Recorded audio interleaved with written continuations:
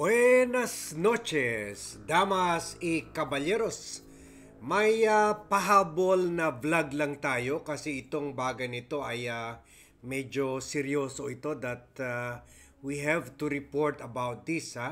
Medyo nabulabog kanina ang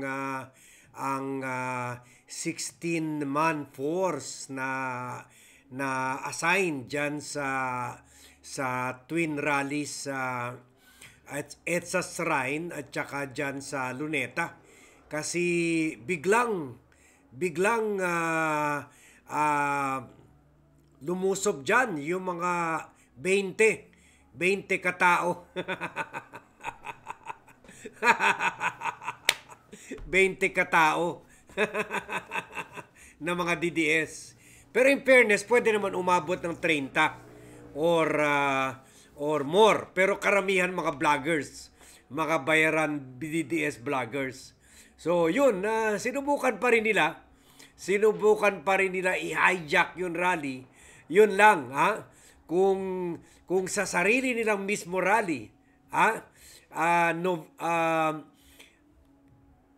November 16, 17, 18 ay mataas na yung 2,000 to 4,000 na buo nila.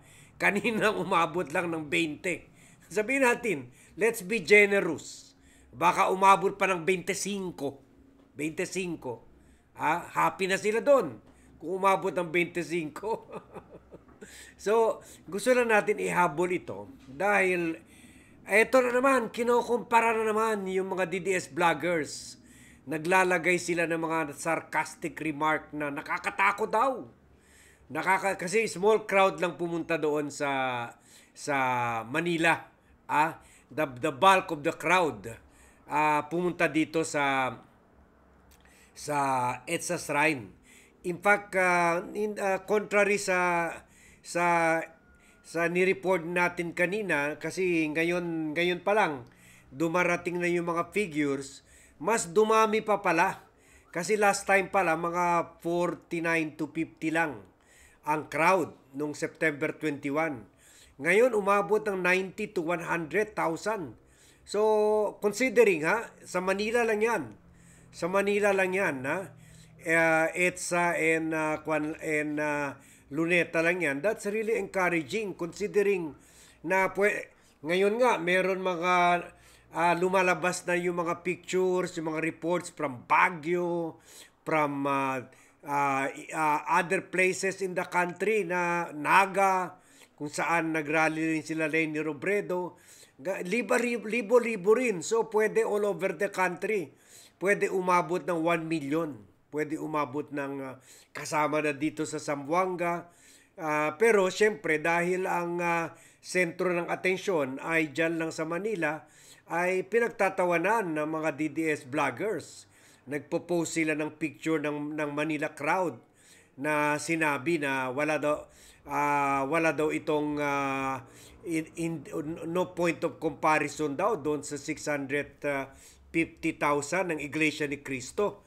Pero initsapuera naman kayo doon. Na-kick out ba nga si Jeffrey Celis doon Kaya ngayon missing, wala na, hindi na visible si Jeffrey Celis. Na-discourage na, baka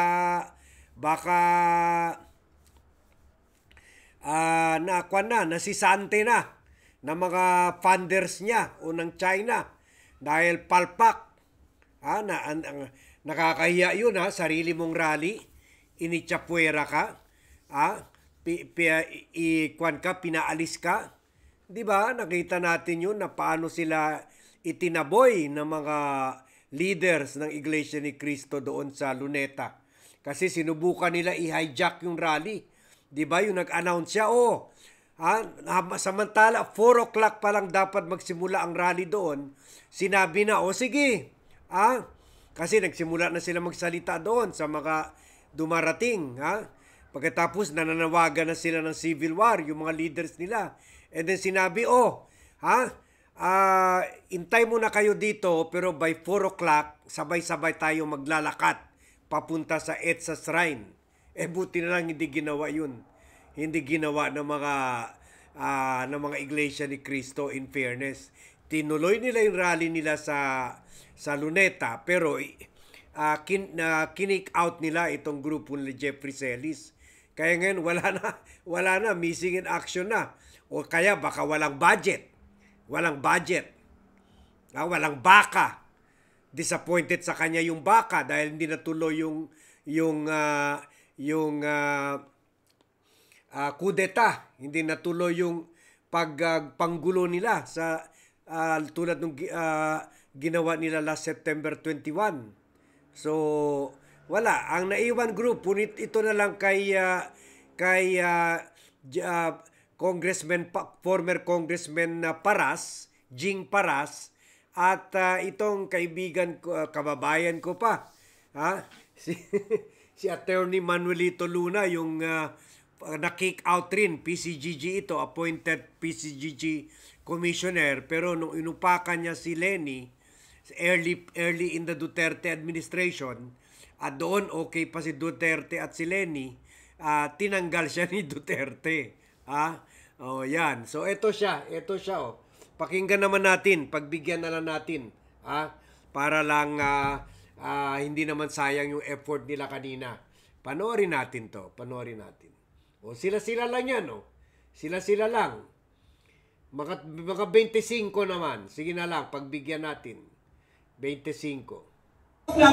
Nakanood o napapanood ng lahat ng Pilipino ang kanilang mga sagot. Pagkatapos noon, hahatulan natin sila. Hindi na pwede yung sabihin mong propaganda lang ito, kasinungalingan, or AI. Sagutin mo ng diretso kung totoo ang sinasabi ni Saldico, kasi may detalye siya, may resibo siya, may ebidensya siya, at meron siyang mga sinasabing mga mali-malitang pera at video ng mali-malitang pera. Hindi mo pwede sabihin yan na kasinungalingan yan. Sagutin mo diretso yan, President Marcos, because the whole nation watches. Kailangan mayroong video conferencing kayong dalawa para mapanagot ang dapat managot. Kung mananalo ka kay Saldico sa video conference at sasabihin ng 115 million Filipinos na acquitted ka, so be it, that's justice. Pero pag lumabas na guilty ka, magpakulong ka sa sarili mo. Ipakulong mo yung sarili mo.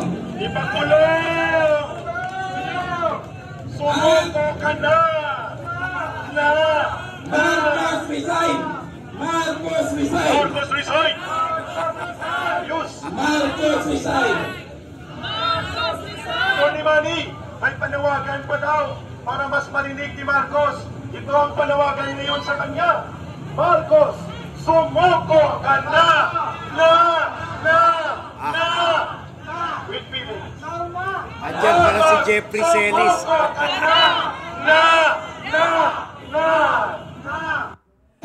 O napa... Kaya pala nilangaw, andyan pala si Jeffrey Celis eh. Malas talaga. Malas talaga itong tao to Panood ng lahat ng Pilipino.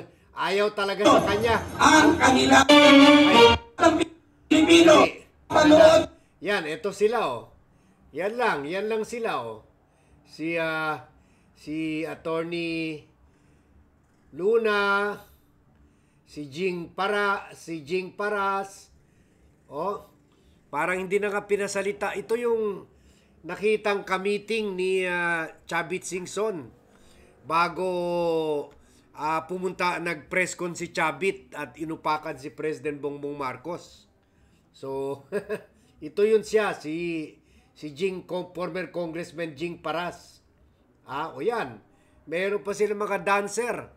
Kailangan mag-hire pa sila ng mga dancer para pamparami, yan, O sana, pumunta na lang kayo sa beer house, baka mas hindi pa sayang oras nyo. Yan sila, Wala talaga. Wala ang nangyari. Kung ano naman, bokya na naman. Yan, i-share nyo ito sa mga DDS vloggers yung nagpo-post na kinukumpara yung rally ng Iglesia ni Cristo na fake rally naman yun kasi hindi naman yun political rally, it's more religious rally. Sila lang yun at pilitan at pakot crowd. Hakot crowd yun. So it's a fake crowd. In fact, nakita nila pointless yung ginagawa nilang rally kasi sila lang nagsasalita, hindi sumali sa kanila yung tao, hindi sumali yung military, kaya nag-alsa baluta na sila after only 2 days. So, yan ha. Gusto na natin ihabol ito. Pangsampal doon sa nangungumpara. Bakit? Yung rally nyo yung November, at least mas malaki yung rally ngayon kaysa sa doon sa 2 to 4,000 lang na rally sa EDSA. EDSA Shrine ng mga DDS. Ito na rin, mga grupo nito.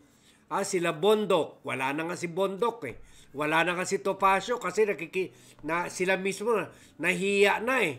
Ito, ang kapal-kapal talaga ng mga ito. Pero sila Bondok, nahiya na. Sila Mike Defensor. Hindi naman tayo sinusuporta ng tao. Wag na lang. Useless. Waste of time. Pero ito, kailangan kumulekta. Lalo na si Jeffrey Celis. Kailangan i-justify yung sweldo at yung budget, kaya andyan pa rin. Pero nakakatakot yung 25 hanggang 30. Sabihin natin, let's be generous, 30 katao, Yun, generous na kami yan. 30 katao, nakakatakot. Samantala, yung nagbabantay sa kanila, 16,000 policemen. Sana inimbitan nyo na lang yung mga kapulisan. Sige, hanggang dyan na lang tayo before we call it a night, gusto lang natin ihabol na the Philippine Republic is under threat by 25 rallies of the DDS that attack and infiltrated the trillion peso march of the legitimate people power today, November 30. So yan lang. Gusto lang natin pagtawanan nito mga jokers na ito, and to put the issue into right perspective. So i-share nyo ito sa mga post ng mga DDS vloggers na sinasabi hindi daw successful ang rally today kasi malayo daw ito sa 600,000 na hakot and na napilitan na mga attendees. At ito naman, if you count pati yung buong bansa, 1 million na talaga to or more. So yun. Thank you very much everyone for watching. Thank you very much for joining me in this vlog, and see you in my next vlog.